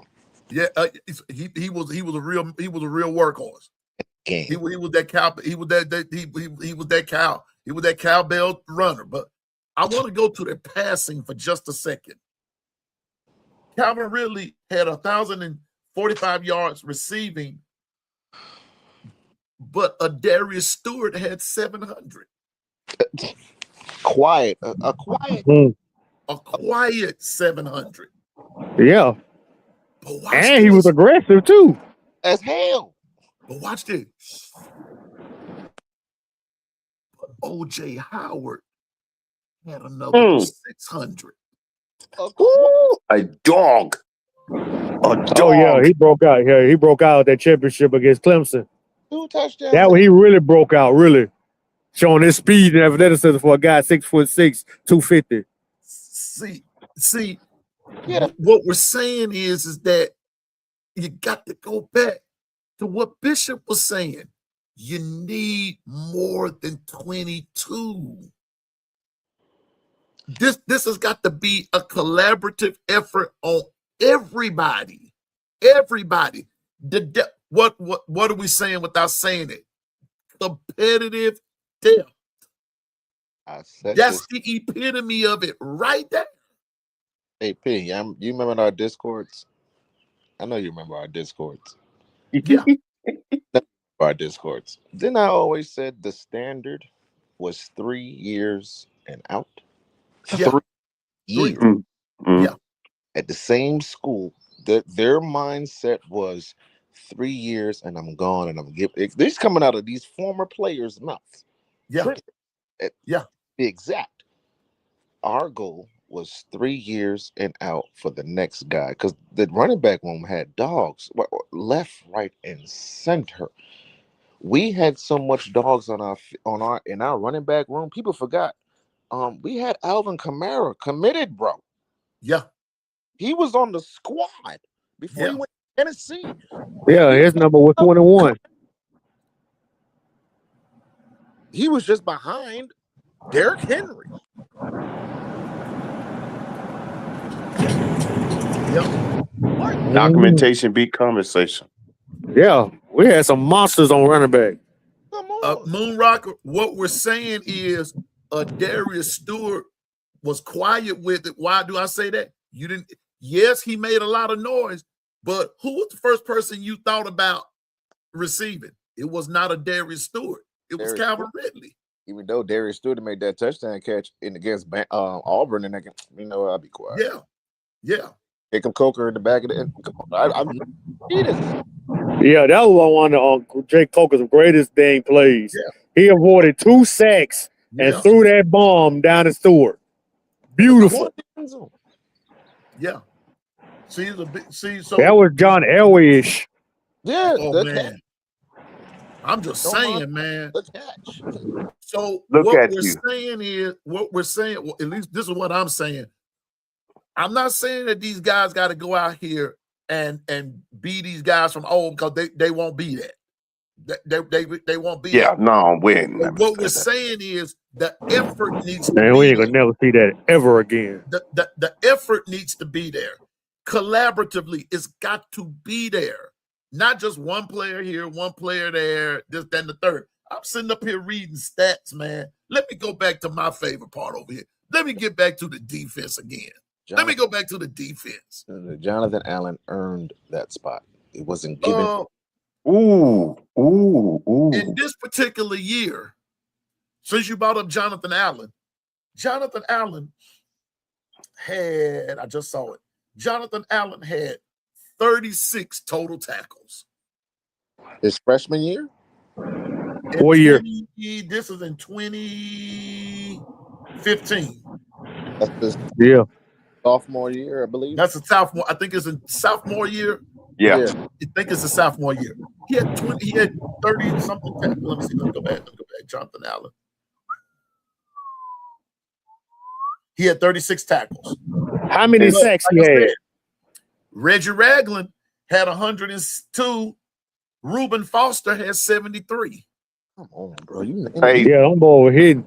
And how many sacks did Jonathan Allen have that year? How many sacks? Yes. are you hearing the names that you saying, bro? 12. I'm just Yeah. 12. 12 sacks as a D lineman. Hold on. D No, no, Yes. no. I want you to understand, as an defensive coordinator, 12 sacks from your D tackle. as a sophomore. Yeah. 12. He got his last year, 2016, when he did that Superman sack. He was I think he had like how many sacks? Over almost like 20 sacks almost. I'll get to that in just a minute. Yeah. But guess who was right behind him in sacks? Who? Ain't even brought this dude's name up. Who was the one dude? Who was the one dude they used to say, if you see this number in your face, it's too late? Not Reuben Foster. Tim Williams. Oh, Tim. Oh, Jesus. Oh, man. man. The pass rushing specialist, number 56. Oh, my God. Tim Williams. Outside linebacker that play on the D line sometimes. He be Yes. on the line. He See, had this is what, and believe it or not, if the board can just catch this part of what Saban was doing, he would go so much further, because the simple fact is you can't afford. I'm gonna say it to all coaching staffs in the SEC. We can't afford to miss out. We don't have that second day off. We don't. You got to do 8 games straight. And if you don't have 44 starters that can rotate in and the play doesn't drop off, you're kidding yourself if you're going to make it through unscathed. How it goes back to Go ahead. you cannot because I'm just thinking, my brain is going. If Saban was here last year, right, and we lost the way we did, right? Because Saban didn't win them all. When we lost the way that we did, all those veteran guys that was there for 3 years already is coming back. They're coming back. They're coming back. Yeah. You don't kick those guys out. The guys that's been in your program for 3 to 4 years, you don't just kick them out. Jonathan Allen came in as a freshman and did not leave the field. As a freshman. And then 2016, which I keep saying, was probably the greatest defensive team we've ever had to not win a national championship. We let. Oh, yeah, that defense had non-offensive touchdowns. The Knots. They scored touchdowns on defense. Every game. It was to the point where it's like, yo, we got to get a touchdown. And then boom. We call them the Knots. What are we The talking about? defense scored so many touchdowns, almost more than the offense did. And guess what? The offense wasn't that great that year. watch this. All right. Nah. Jalen Hurts was a freshman quarterback that year, too. And watch this, though. In 2016, so here we go. Jalen Hurts threw, and everybody hollered he couldn't pass. He couldn't throw. But he threw for over 2,780 yards right then. Damian Harris ran for over 1,040 yards. Darius Stewart, 864 yards receiving. Reuben Foster, good old Reuben, 115 total tackles. What are we talking about? That man was all over the field that year, too. My God. Did he get off? Minka Fitzpatrick, 6 interceptions. But here's your stat. This is what y'all want. This is what you're wanting right here. He had 3 and 1. Here we go. Reuben Foster, 115 tackles. Guess who was second? Don't bring this dude's name up a lot, but I do. Ronnie Harrison. Oh, Ronnie Harris, yes. He was a sophomore that year, too, I think. See? Oh, 83. Guess Mm. who was guess who was third? Who? Jonathan Allen. Mm. And Jonathan Allen that year had 10 and a half sacks. After Jonathan Allen, Minka Fitzpatrick was next with 66 tackles. Sean Deion Hamilton was next with 64 tackles. Dalvin Tomlinson was next with 62. Ryan Anderson was next with 61. And then Rashawn Evans was next with 52. Then there was a young man by the name of Anthony Everett. All we're saying, ladies and gentlemen, is when you come away from A-Day,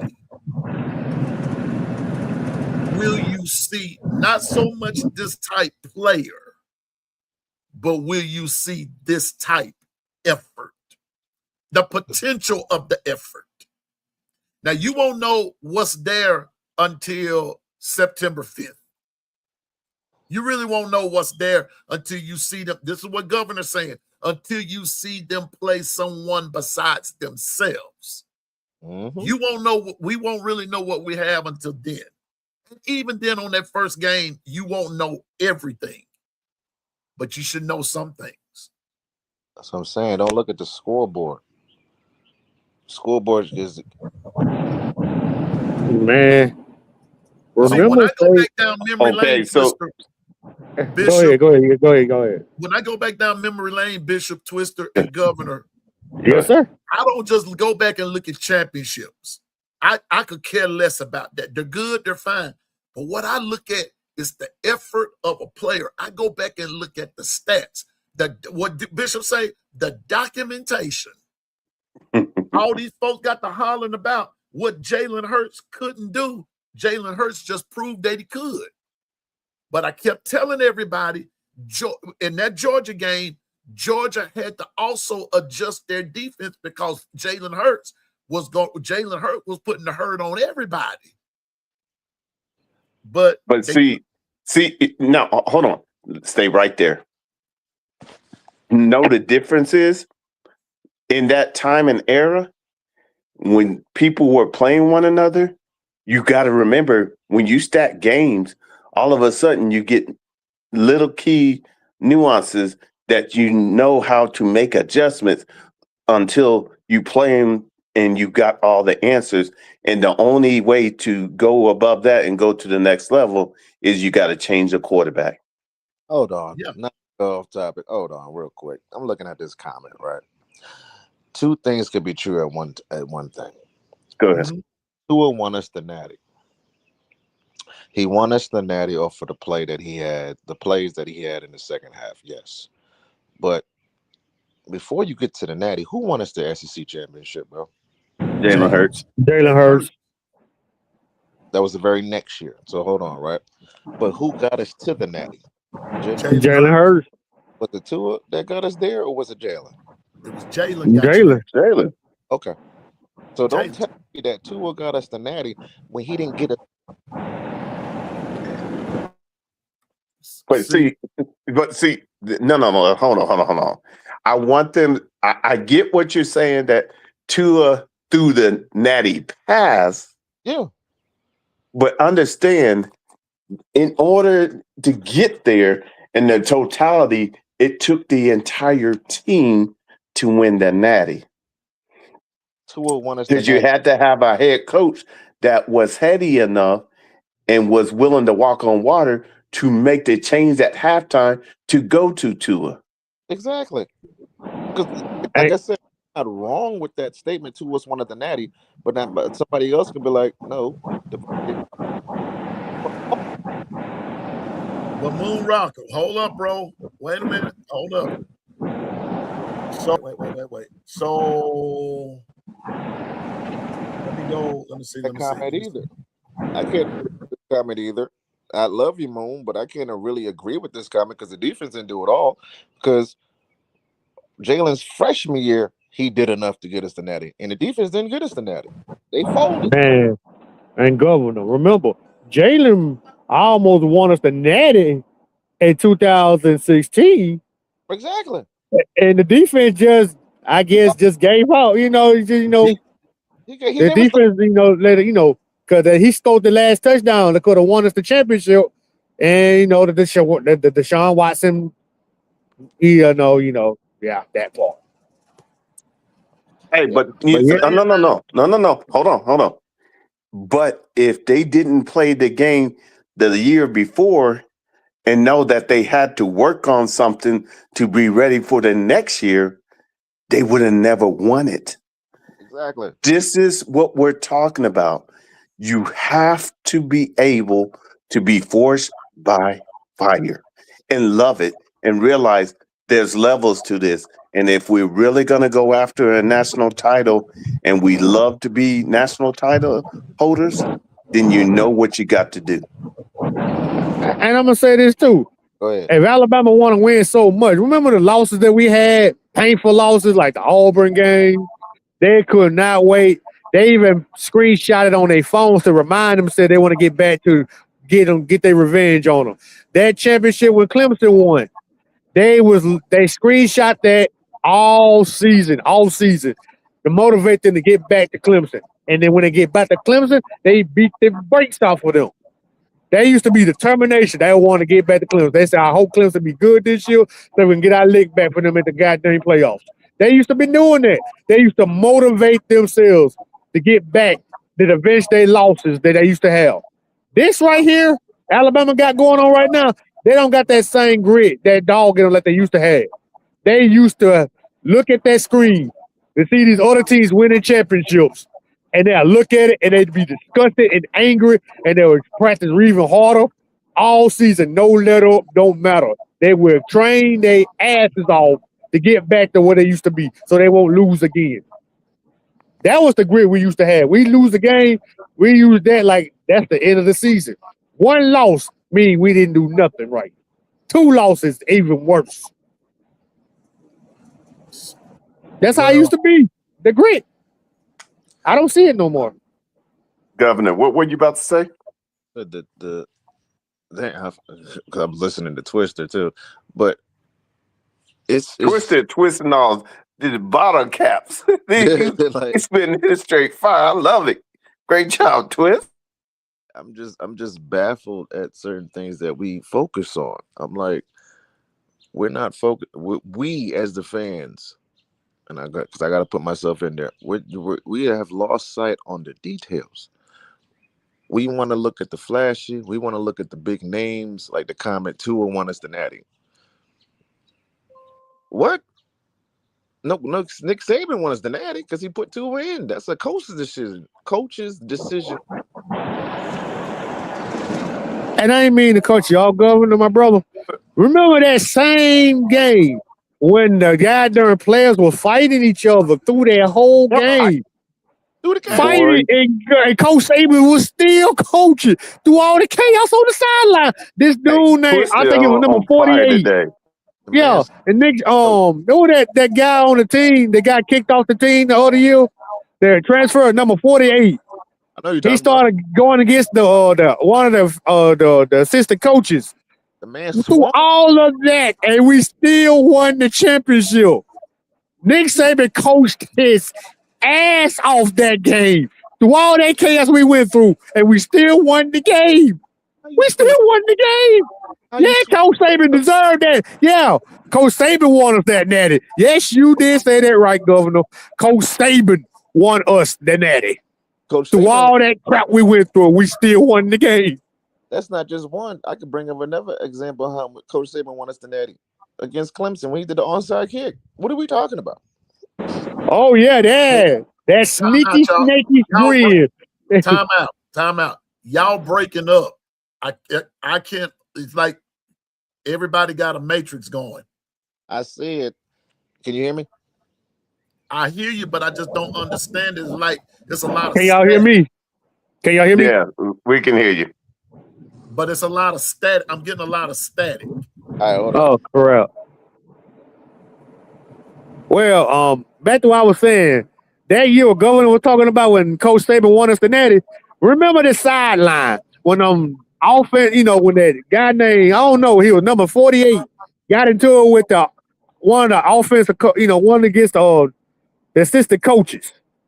One dude got sick and went to the hospital. Through all that crap, Coach Saban still won us the natty against Georgia back in 2017. We had crap going on all over the sideline, and Coach Saban still poised and won us the natty. That was his best coaching I ever seen. What y'all think about? I think that was his best coaching. 2017. 2015 against Clemson as well. But I think 2017, that was his best coaching of that championship against Georgia, 2017. Well, I'm gonna say this: as far as the best coaching goes, he had a lot to contend with. But I also believe the COVID year was his good coaching too, because you also have to remember he was diagnosed with COVID, and he left, couldn't come to the game, and left it in charge with, I want to say it was Sark, and they went right on. They went right on as if he was still there. They knew he wasn't there, and they knew the assignment. They knew what they had to carry out. It's so many that you could say about Coach Saban until you wouldn't be wrong about any of them. But the point that I'm making is when we make little statements like the defense did it all. No. Not when Jalen Hurts threw for over 2,000 yards. No, that's not true. That's not. I mean, you're right, but that's not it in its totality. When Damian Harris ran for 1,000, Calvin Ridley received for 967. Rashaan Evans led the team in tackles with 74. Matt Wilson led the team in interceptions with 4. I mean, it was I'm still saying collaborative effort, but when we make little statements, some of us forget that very next year when Tua started, did Tua win the natty that year? Nope. And he had an outstanding guard. He had the 4 horsemen. Then I'm going to go back to another one. Let's go to 2019, 2018, 2019. When they played LSU, what happened? He didn't beat them. He fumbled the ball. But Tua got hurt that year. Everybody knows. And Casper fumbled the ball. Out of Tua's hand, we were going for the touchdown. So all I'm saying is, all I'm saying is to fans is that throw in everything, not just the cherry picking part. You got to throw it all in, because I'm gonna say this, and I'm gonna be through and everything. I've got to get ready to get out of here. But we do the same thing with Milroe. But I will say this much: Milroe never lost to Georgia. Milroe never lost to Auburn. Milroe never lost to LSU. He didn't. The big 3, he did not lose to. And let me tell you something else.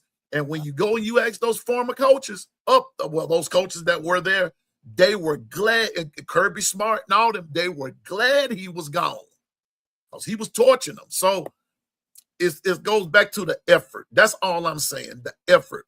Will we see the potential effort that these former teams put out? What they sacrificed, what they put, and they left it on the field. And Bishop, Governor, Twister, they left us a blueprint. Thank you. Saban, they left the blueprint to go by. So then you would say That's all I'm saying. So, Governor, parting words, sir. Oh, well, I just want to touch on that real quick. If you're going to say that, then the best game that he coaches was 2009 when he made Tim Tebow cry. Because that was the blueprint.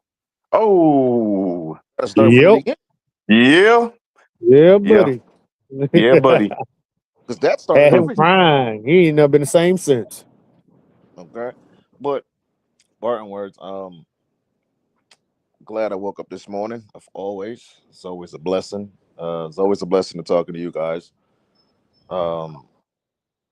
We just need to come to an agreement on what we want to see individually. Don't worry about what everybody else is thinking, and you should start looking for that stuff. Look for the stuff that you actually want to see. You know what I mean? We could say a lot of stuff on here, but you are able to watch the game from your eyes and your point of view. That's what you need to see, and that's what you need to analyze on what you saw. This team is still a work in progress. We have a lot of things to fix, and I hope we able to do it. It's one day at a time. That's all I can say. There you go. Bishop.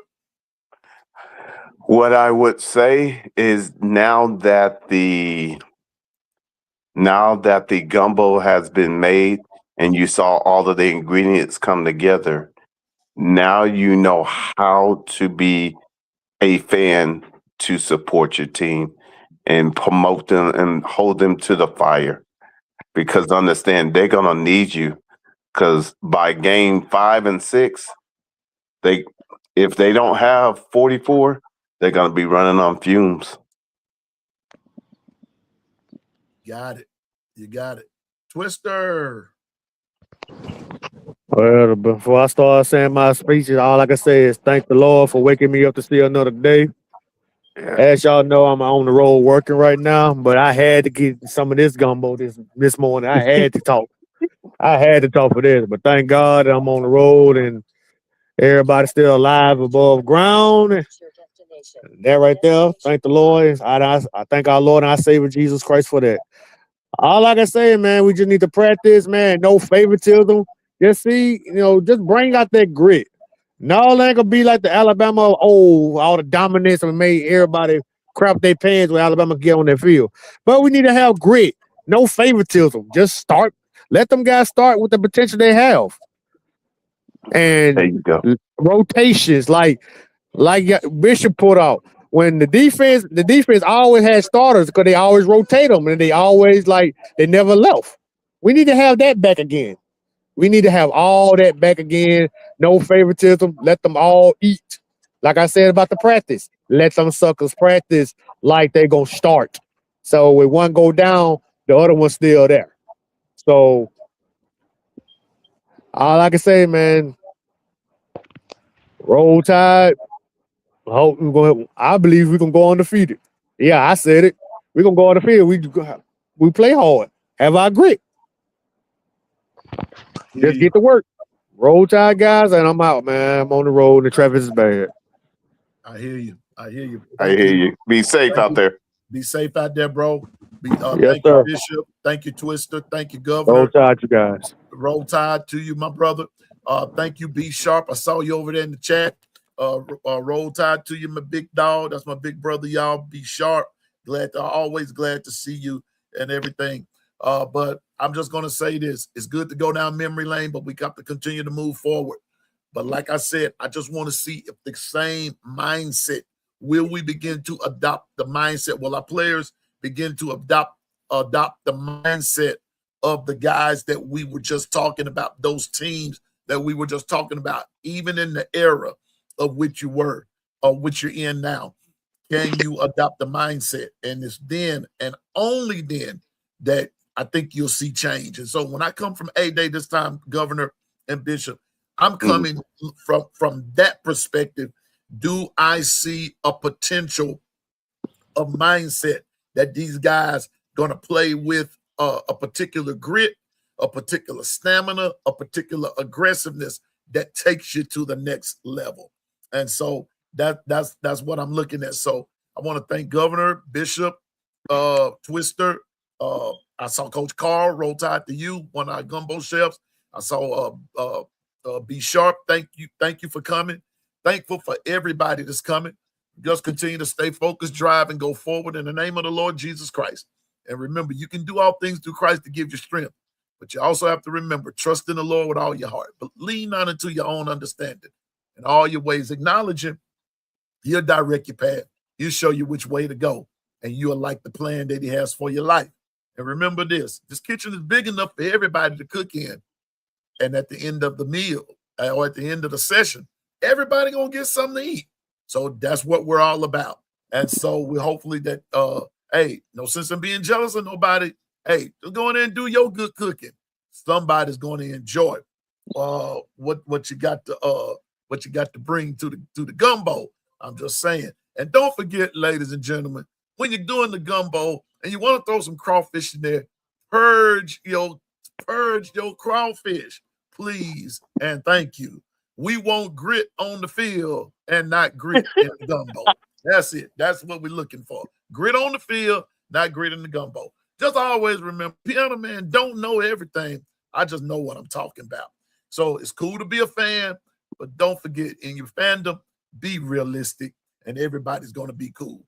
With that being said, enjoy your day. Thank you, Governor. Thank you, Bishop. Thank you, Twister. Thank you, Coach Carl. Thank you, KT.